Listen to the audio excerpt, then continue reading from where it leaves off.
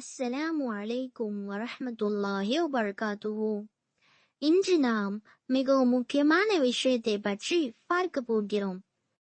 அது என்னவென்றால், நியாய தீர்ப்பு நாளுக்கு பிறகு என்ன நடக்கும்? மக்கள் இறுதியில் எங்கு செல்வார்கள்? அல்லாஹ் அனைவரையும் நியாயமாக விசாரித்த பிறகு ஒவ்வொருவரும் தங்களுடைய இறுதி இடத்திற்கு செல்வார்கள். அந்த இடங்கள் 2 மட்டுமே. முதல் இடம் ஜன்னத், சொர்க்கம். சொர்க்கம் என்பது மிகவும் அழகான இடம்.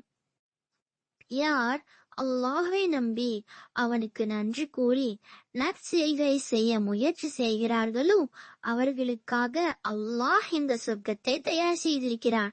அல்லாஹ் குர்ஆன்ல சொல்றான், إن الذين آمنوا وعملوا الصالحات لهم جنات النعيم.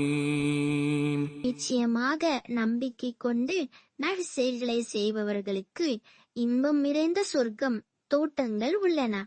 சொர்க்கத்தில் என்ன இருக்கும்? அழகான தோட்டங்கள், ஓடும் நதிகள், ருசியான பழங்கள் என்றும் மகிழ்ச்சி.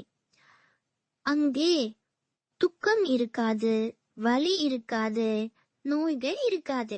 நாம் எப்போதும் அமைதியாகவும் மகிழ்ச்சியாகவும் சந்தோஷமாக இருப்போம் இன்ஷா அல்லாஹ். சொர்க்கத்தில் மிக பெரிய பரிசு அல்லாஹிற்கு அருகில் இருப்பது. இரண்டாவது இடம் ஜஹன்னம், நரகம். யார் அல்லாஹ்வை நம்பாமல் அவனுக்கு நன்றி கூறாமல் அவனுக்கு இணையாக வேறு விஷயங்களை நம்புகிறார்களோ அவர்களுக்காக அல்லாஹ் இந்த நரகத்தை தயார் செய்திருக்கிறான். அல்லாஹ் கூறுகிறான், والذين كفروا وكذبوا بآياتنا أولئك أصحاب النار هم فيها خالدون. எவர் நம்பிக்கை இழந்து என் வசனங்களை பொய்யாக்குகிறார்களோ அவர்கள் நரகவாசிகள். அவர்கள் அதில் என்றென்றும் இருப்பார்கள். நரகத்தில் என்ன இருக்கும்? மிகவும் கடும் நெருப்பு, இருள் நிறைந்த இடம், துக்கமும் வேதனையும் அமைதி இல்லாத இடம். நல்ல செயல்களை செய்யாமல் அல்லாஹை மறுக்கும் மக்களுக்கு தண்டனையாக உள்ளது. அல்லாஹ் நமக்கு நரகத்தை பற்றி எச்சரிக்கிறான்.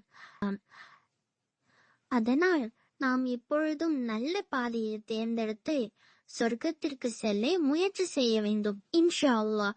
ஜஸாக்குமுல்லாஹு ஹைர். அஸ்ஸலாமு அலைக்கும் வரஹ்மத்துல்லாஹி வபரகாத்துஹு.